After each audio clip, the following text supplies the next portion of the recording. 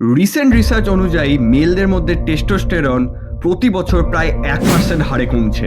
পাশাপাশি world wide এবং ইন্ডিয়ার মধ্যে মেলদের মধ্যে ইনফার্টিলিটি রেট প্রায় 27% হারে বেড়েছে। এর পাশাপাশি মেল ফিমেলদের মধ্যে রিলেশনশিপ দিনে দিনে খারাপ হয়ে চলেছে, ফলে ডিভোর্স রেটও আজকের দিনে 30 থেকে 40% হারে বেড়েছে। মডার্ন টাইমে মেলদের কেন এই অবস্থা, আজকের ভিডিওতে আমরা ডিকোড করার চেষ্টা করব। অ্যানসিয়েন্ট টাইমে যখন মানুষেরা গুহায় বাস করত, তখন গ্রুপের মধ্যে সবথেকে স্ট্রংগেস্ট মেল যে শিকার করতে এক্সপার্ট ছিল এবং নিজের গ্রুপের জন্য শিকার করে আনতো, সেই মেলকে সবথেকে পাওয়ারফুল মেল গ্রুপে ধরা হতো এবং তাকেই লিডার হিসাবে ট্রিট করা হতো। ফলে গ্রুপের মধ্যে সেই পাওয়ারফুল মেল সেই গ্রুপের ফিমেলের সঙ্গে সেক্স করার সবথেকে আগে সুযোগ পেত এবং গ্রুপের ফিমেলরাও সেই পাওয়ারফুল মেলদের সঙ্গে রিপ্রোডাকশন করত, কারণ তারা চাইতো তাদের বংশধর সেই পাওয়ারফুল মেলের মতো স্ট্রং হোক এবং তাদের বংশ ঠিক মতো এগাক। এর থেকে বোঝা যায় অ্যানসিয়েন্ট টাইমে মেলদের ফুড কিংবা সেক্স যে কোনো জিনিসের জন্য অতিরিক্ত পরিশ্রম করতে হতো এবং নিজেদের প্রুভ করতে হতো যে তারা যোগ্য।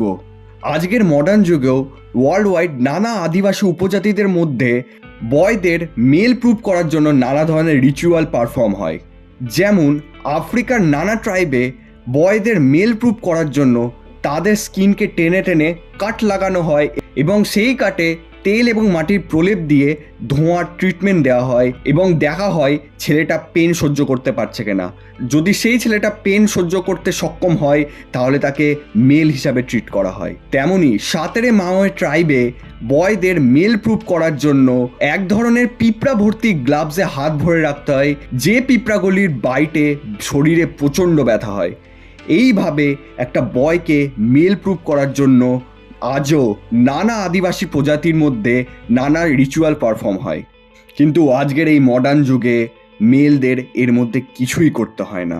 আনলিমিটেড অ্যাক্সেস অফ পর্ন এবং মাস্টারবেশন মেলদের মধ্যে সেক্সের ইম্যাজিনারি ওয়ার্ল্ড তৈরি করে, যেখানে মেলরা রিয়েলে সেক্স না করলেও সেক্সের ফিলিং চলে আসে। ফলে তাদের রিয়েল লাইফে সেক্সের কোনো ড্রাইভার বেঁচে থাকে না। এবং অতিরিক্ত মাস্টারবেশনেও মেলদের মধ্যে টেস্টোস্টেরন লো, ইরেকটাইল ডিসফাংশন, এগুলো সমস্ত সমস্যা দেখা দেওয়া স্টার্ট করেছে। সেমভাবে আজকের দিনে মেলরা ফিজিক্যাল এক্সারসাইজে প্রচণ্ড কম সময় দেয়। আজকের দিনে মডার্ন লাইফ এইভাবে ডিজাইন হয়ে গেছে যে একটা মানুষ ঘন্টার পর ঘন্টা একটা জায়গায় বসে আছে, তাদের শরীরে কোনো রকম মুভমেন্ট নাই। হিউম্যান বডি তৈরি হয়েছে মুভমেন্টের জন্য। ফলে মেলরা যখন এক্সারসাইজ এক ফোঁটা করে না, ঘন্টার পর ঘন্টা একটা জায়গায় বসে থাকে, ফলে মেলদের মধ্যে টেস্টোস্টেরন অটোমেটিক কমতে থাকে। মেলদের মধ্যে টেস্টোস্টেরন যখনই কম হয় তখন মেলদের মধ্যে কোনো কিছু গোল অ্যাচিভ করার ড্রাইভও নষ্ট হয়ে যায় এবং তারা ইমোশনালি আনস্টেবল হয়ে যায়, যেটা মেল নেচারের পুরোপুরি অপোজিট। মেলরা তৈরি হয়েছে ইমোশনালি স্টেবিলিটি দেওয়ার জন্য। অ্যানসিয়েন্ট টাইম থেকে বা আমরা ডেলি লাইফে যখনই আমরা কোনো হাই ভ্যালু মেলকে আমরা ডিসক্রাইব করি, সবসময় তাকে শান্ত এবং গম্ভীর ইম্যাজিন করি। এর থেকে বোঝা যায় একজন হাই ভ্যালু মেল সবসময় ইমোশনালি স্টেবল হয় এবং কাম হয়। এর পাশাপাশি সবথেকে বড় প্রবলেম হলো মেলদের ডায়েট। আজকের দিনে ইন্ডিয়ার সমস্ত ঘরে খাবারে প্রোটিন নাই বললেই চলে। খাবার সবসময় হাই কার্বযুক্ত, যেটা বডিতে শুধুমাত্র ফ্যাটকে ইনক্রিজ করে কিন্তু মাসেল বিল্ডিংয়ে কোনো রকম হেল্প করে না। ফলে মেলরা যখন এই রকম হাই কার্ব লো প্রোটিন ডায়েট কনজিউম করে, তখন তাদের শরীরে মাসেল গ্রোথ অটোমেটিক কমে যায় এবং শরীরে ফ্যাট স্টোর হওয়া স্টার্ট করে। তাই একজন বয় থেকে মেল হতে হলে এই সমস্ত জিনিসগুলো কনসিয়াসভাবে অ্যাভয়েড আমাদের করতে হবে। সাথে সাথে আমাদের ডেলি লাইফে এক্সারসাইজ, গুড ডায়েট অ্যাড করতে হবে, যাতে আমাদের টেস্টোস্টেরন গ্র্যাজুয়ালি ইনক্রিজ হয়।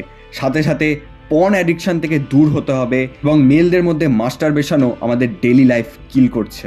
ফলে অ্যাজ এ রিয়েল মেন হতে হলে আপনাকে এগুলো জিনিস অ্যাভয়েড করতে হবে এবং নিজের পারপাসকে সবার উপরে রাখতে হবে।